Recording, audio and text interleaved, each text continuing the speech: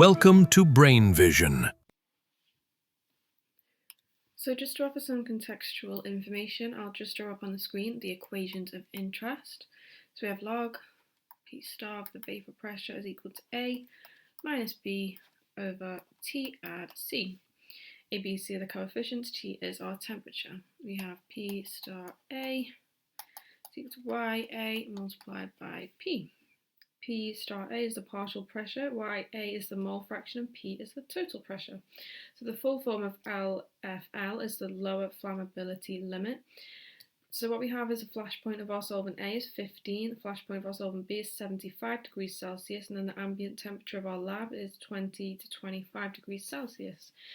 So the temperature of solvent A is 15 degrees Celsius, which is lower than the ambient temperature in the lab. So solvent A can ignite easily if exposed to a flame. However, if we take a look at solvent B, it's 75 degrees Celsius, which is higher than the ambient temperature in the lab. So solvent B cannot ignite as easily if exposed to a flame. So solvent B is safer to keep in the lab.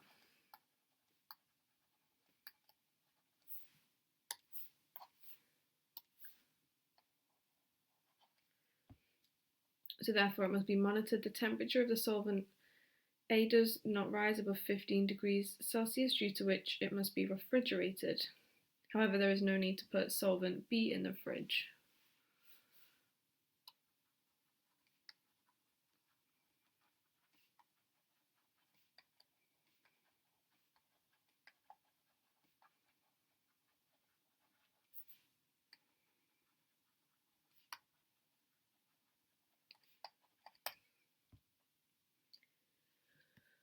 So moving on to the next part here.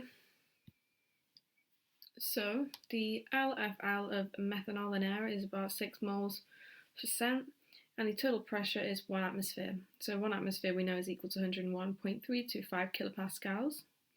Mole fraction of methanol is equal to the ratio 1 component to the total mixture. So we have Y for methanol is equal to 0.6 divided by 100, we get 0.06. So the mole fraction of methanol is 0.06. We can calculate the partial pressure of methanol. P star M is equal to 0.06 multiplied by 101.325. That gives us 6.0795 kilopascals. So the partial pressure of methane is 6.07695 kilopascals. That's just written on the screen there. So now that we know the partial pressure of methanol coefficients we have listed as A, B, and C, we can substitute them in and solve our equation here. So we have log 6.0795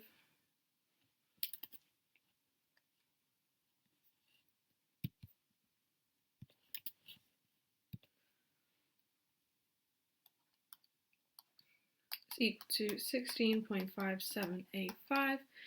Take away 3638.27 and divide it by T, add 239.5. We solve for T, we get a value of 6.768 degrees Celsius.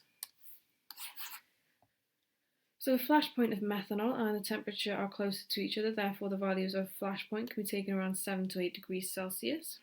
So the flash point of methanol is a lot less than the ambient temperature of the environment. So if methanol is exposed to an open flame, it will easily evaporate and attain LFL, and if it's exposed to ignition source, it can easily catch fire.